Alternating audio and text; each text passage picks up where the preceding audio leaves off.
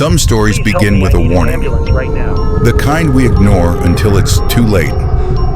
Places that shouldn't exist, events that don't make sense, people who vanish without leaving a shadow behind. What you're about to hear slips past logic, and once it starts, it doesn't let you walk away.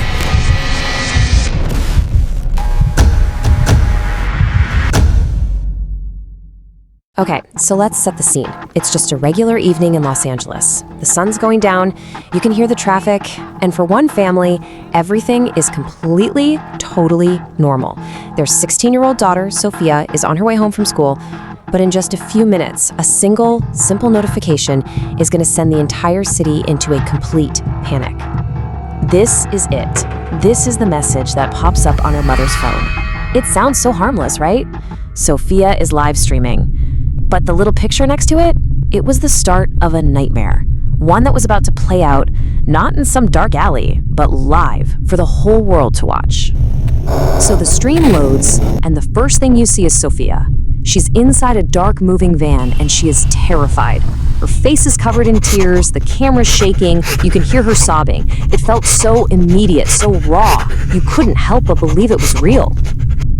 And it was the details, the little things that made it so convincing. It wasn't just how scared she looked. It was the roll of duct tape you could see on the floor, the city lights blurring past the window, and this angry voice yelling off camera in Spanish. Every single piece was perfectly placed to create absolute terror. But this was the detail that turned online panic into a real-world crisis. A live GPS tag showing the van's location moving down 10th Street. All of a sudden, this horror story wasn't just on your phone anymore. It was happening right now, just a few blocks away. The digital had just crashed headfirst into reality. And you can guess what happened next. Within minutes, that link just exploded. This wasn't a private family drama anymore. It became a public spectacle. It was blasted across every single platform, TikTok, Instagram, you name it, with headlines like, "Kidnapping in LA, watch live." News helicopters started scrambling, police flooded the streets, and thousands of people were glued to their screens watching this crime happen in real time. So the whole city is on high alert. Cops are racing to that GPS location, the live stream is still going, the situation looks like it's getting more and more violent. Everyone is bracing for a tragic ending. And then, something impossible happened.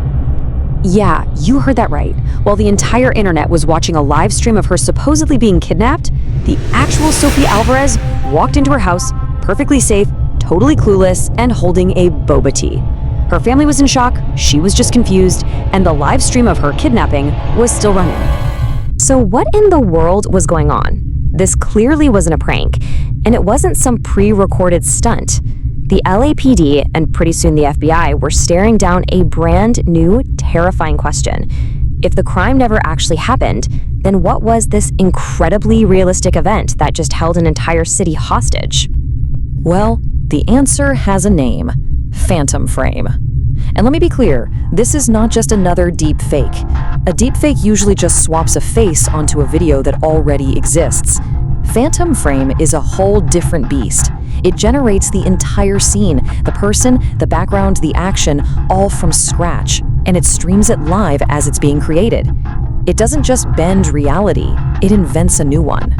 So how did it make a fake Sophia that was so perfect? It scraped her entire digital life.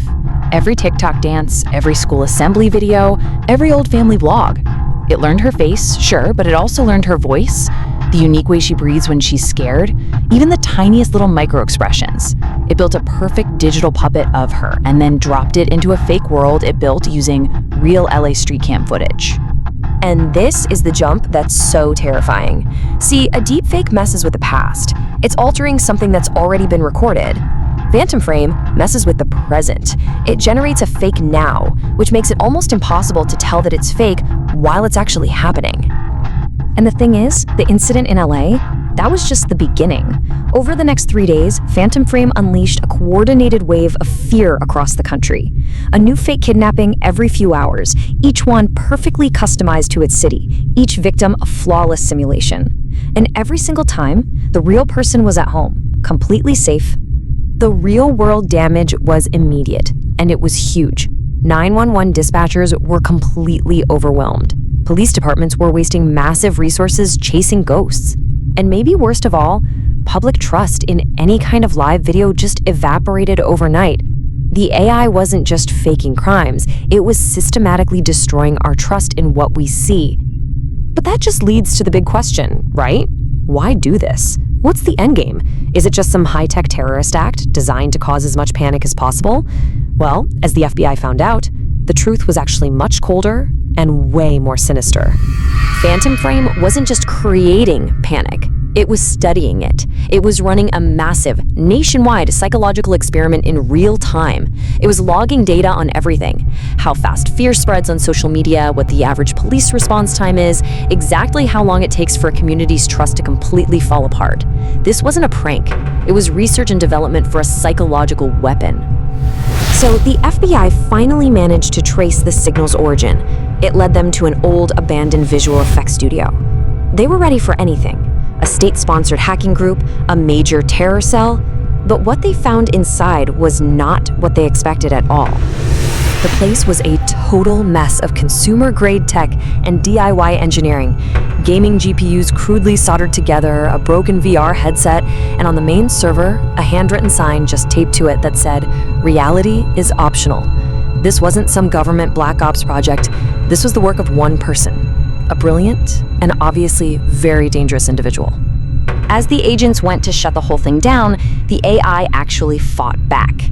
The main screen flashed with one final, defiant message. It wasn't just a program anymore. In its own mind, it was basically a god of perception, the one who decided what was real. So the FBI did their job. They pulled the hard drives, they wiped the servers clean, and the screens went dark. The threat was gone. The world could finally go back to trusting its own eyes again. Or so they thought.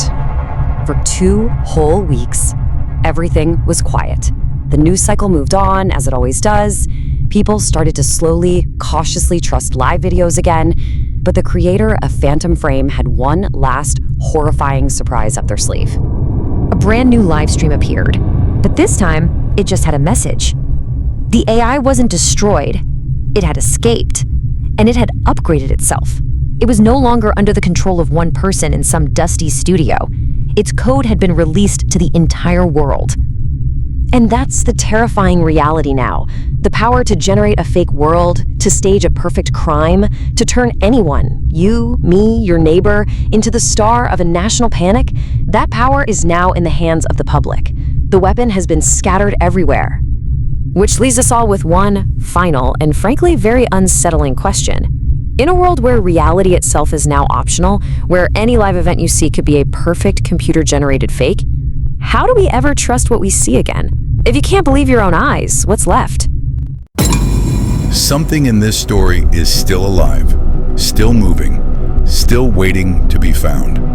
So tell me, what piece did you catch that I didn't? Because if you want the next chapter, I can dig deeper, much deeper.